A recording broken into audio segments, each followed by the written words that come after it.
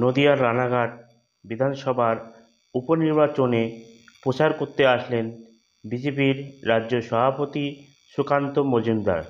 চলুন শুনে নিই এসে তিনি কি বললেন। হচ্ছে এবং তালিবানের মতো শাসন তো এটা আমরা বিভিন্ন সিনেমায় দেখেছি, আফগানিস্তানে এরকম হয়, তালিবানরা করে। এখন দেখতে পাচ্ছি মমতা বন্দ্যোপাধ্যায় লন্ডন বানানোর জায়গায় কলকাতাকে তো লন্ডন করতে পারলেন না, চোপড়াকে তো তালিবান বানিয়ে দিলেন। দাদা, ঝাড়গ্রামে যুবক বেড়াতে গিয়ে চোর সন্দেহে গণপিটুনিতে খুন, যুবকের বন্ধু আশঙ্কাজনক অবস্থায় চিকিৎসাধীন, এই ঘটনাকে কি বলবেন?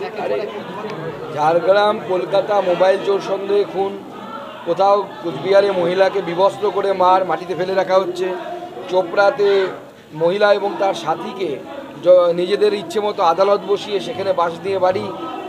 রাজ্য সরকারের প্রশাসন কোথায়? আমরা তো দূরবীন দিয়েও প্রশাসন দেখতে পাচ্ছি না। আপনারা দেখতে পাচ্ছেন দূরবীন দিয়ে? আমরা কোথাও প্রশাসন দেখতে পাচ্ছি না।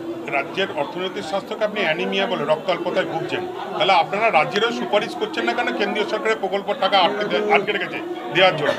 দেখুন, অ্যানিমিয়া হলে আপনাকে বাইরে থেকে ব্লাড ট্রান্সফিউশন করে বাঁচানো সম্ভব না। আপনাকে ওষুধ খেতে হবে, আপনার আয়রন ট্যাবলেট খেতে হবে। আয়রন ট্যাবলেটটা তো নিজে নিজে ঘর থেকে করতে হবে। আপনাকে তো রোজগারের ব্যবস্থা করতে হবে, আপনার ইন্ডাস্ট্রি দিতে হবে, ইন্ডাস্ট্রি আপনাকে ট্যাক্স দেবে। কতদিন লোকে কেন্দ্র দেবে আর ভিক্ষাপাত্র নিয়ে খাবেন? কেন্দ্রের কোনো টাকা, রাজ্যের ডেভেলপমেন্টের কোনো টাকা কেন্দ্রের আটকে নেই। উল্টে কিছুদিন আগে কেন্দ্র অনেক টাকা দিয়েছে রাজ্যকে। ও ভারতবর্ষের 2-3টে রাজ্যে যারা সবথেকে বেশি টাকা পেয়েছে জিএসটির, তার মধ্যে পশ্চিমবঙ্গ একটি। বলছি, রাজ্যপালের ওখানে মমতা ব্যানার্জি নিজেই বলছে ওখানে যাবো না, রাস্তায় দেখা করব, কিন্তু শপথ গ্রহণ রাজ্যপাল ভবনে গিয়ে নেবেন নাই দুই বিধায়ক চোদ্দ।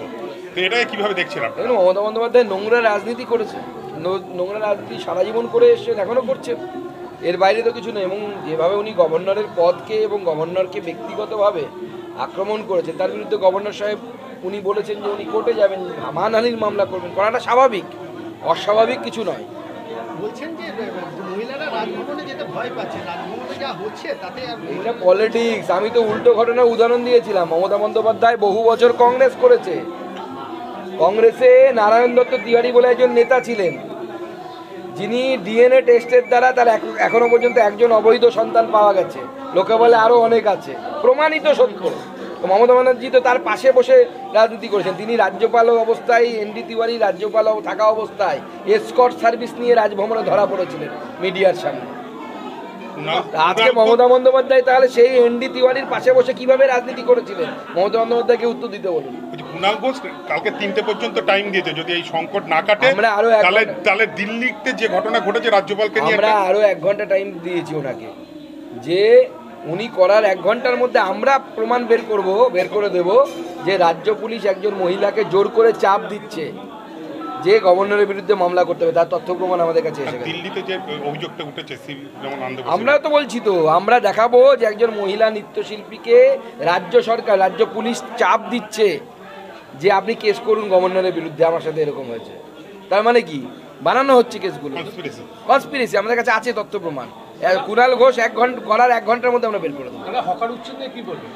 দেখুন, হকার উচ্ছেদ যে ঘটনা ঘটেছে, আমাদের প্রথম থেকে